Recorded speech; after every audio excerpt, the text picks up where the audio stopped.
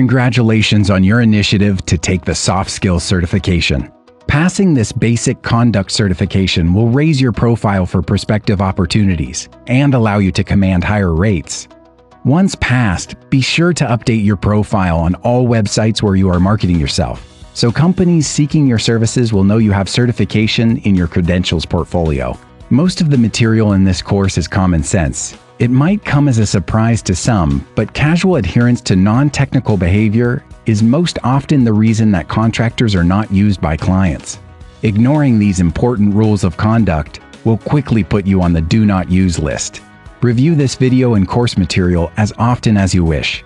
When you feel you have fully digested the information, the next step will be to take the soft skills exam. When you submit your exam form, our system will grade the results. You must answer all questions correctly to get a passing grade. If you fail the exam, you may retake at any time. So let us get started in this section of the soft skills course. We will cover job preparation and execution.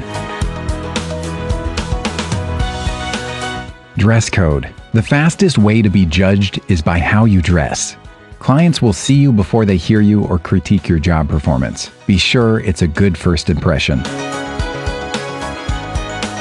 Dress code for most jobs. Well-groomed hair and facial hair. Collared shirt, preferably a polo shirt. Business casual slacks. Work shoes in good shape. Socks, please. Dress code for dirty jobs. For jobs where you will be getting dirty, for example, construction, home repair, obviously the dress code is a bit more relaxed. However, you should still show up well-groomed and in clean work clothes. Before leaving for job, print, download all required documents. Review scope thoroughly. Pack all required tools and materials. One of the most common complaints reported by clients is that the contractor was not prepared for the job. This will damage your reputation on all platforms. So take the time to prepare. Leave early to get to the job on time.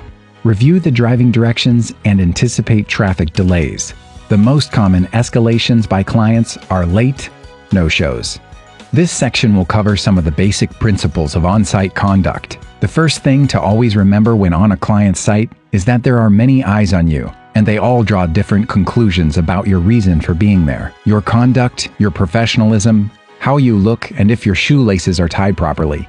Of course, many of their conclusions are out of your control, but there are some things you can do to help prevent escalations. Customers you interact with expect professionalism, and you should too. Remember, everything you do is an opportunity to build relationships and further your business opportunities. Lack of professionalism on site will always be escalated and will seriously hurt your reputation. Do we even have to say it? Do not show up drunk or hungover.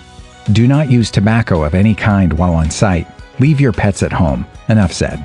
Never discuss pay with anyone on site. Keep all pay discussions between you and the person that hired you. Make sure you are having any pay discussions in your home or office with the appropriate representatives.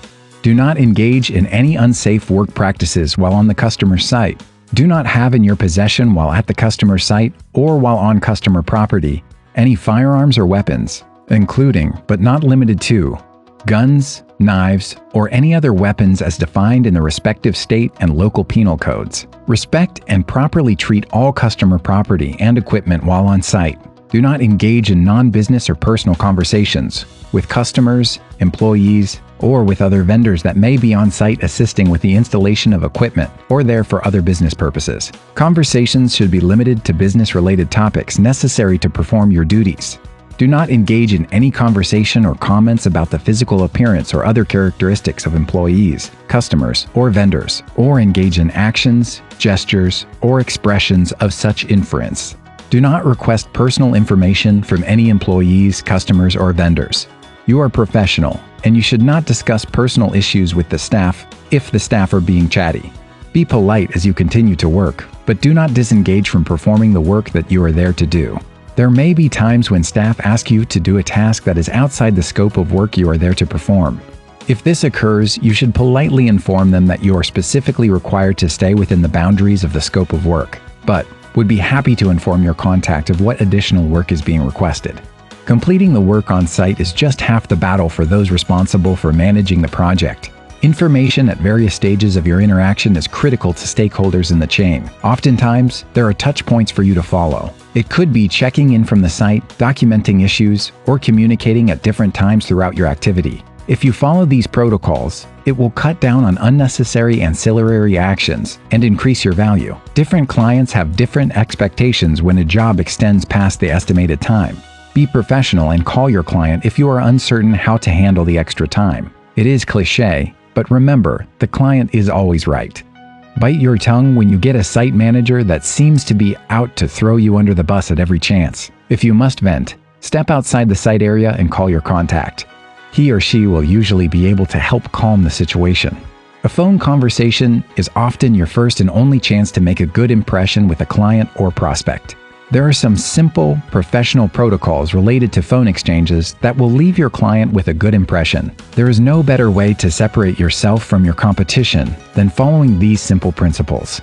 Do not answer the phone with a hello and nothing else. It makes the person calling guess whether they've reached the right person and puts both parties in an avoidable, awkward start of the conversation. Remember, you are a business, and every impression has a chance to propel your viability to a prospective customer. At the minimum, always answer your phone with your name or company name. For example, "Hello, this is John," or "Hello, this is ABC Engineering." Put a bounce on your tone. Nothing turns off a client or prospect more quickly than a deadbeat-sounding engineer. Since they seldom will see you before they assign you a contract, the only thing they can go on is what is inside your online profile and how you present yourself to them on the phone. Do not miss this opportunity to make a good impression. End the call in a positive beat. Your last words will likely be what the client remembers most after you disconnect. Use statements like, "Thank you for the opportunity. I look forward to working with you," and "Have a nice day." They may sound cliché, but they make a difference. Following these simple rules of phone etiquette will dramatically improve your chances of landing a long-term client. Do not take them lightly. It is too easy in practice. And why would you choose to put yourself at an immediate disadvantage with sloppy phone communication? Being a valued contractor in this business develops from a variety of interactions. Accepting a job and turning it down at the last minute for a higher-paying opportunity is a bad practice and will hurt your relationship. Those relationships that you build will lead to more and more opportunities. If you can help it, never turn down a job you've agreed to handle at the last moment. It puts your customer in a difficult position. If there is reasonable time to procure a replacement, it is reasonable to contact your customer and ask to opt out. However, doing this too often will give you the reputation that you are unreliable. Dependability is one of the most desirable traits a contractor can have. This concludes the Soft Skills Certification course. When you feel you have fully digested the information, the next step will be to take the Soft Skills exam. When you submit your exam form, the VeriShare system will score the exam and notify you by email whether you passed or failed. Remember, you must answer all questions correctly to pass. If you fail, you may retake the exam at any time and as often as you like. After you pass the exam, you will receive an email stating that you have passed the Soft Skills certification. At that point, your profile on Sourcew9 will be updated to reflect you have the certification, giving you the priority in client searches and work order bids. In addition to Sourcew9, you should update your profiles on all platforms where you are seeking contract work. Having this certification should give you a better chance of getting chosen for good-paying contracts. Good luck, and congratulations on your initiative in taking this course to become Soft Skills certified.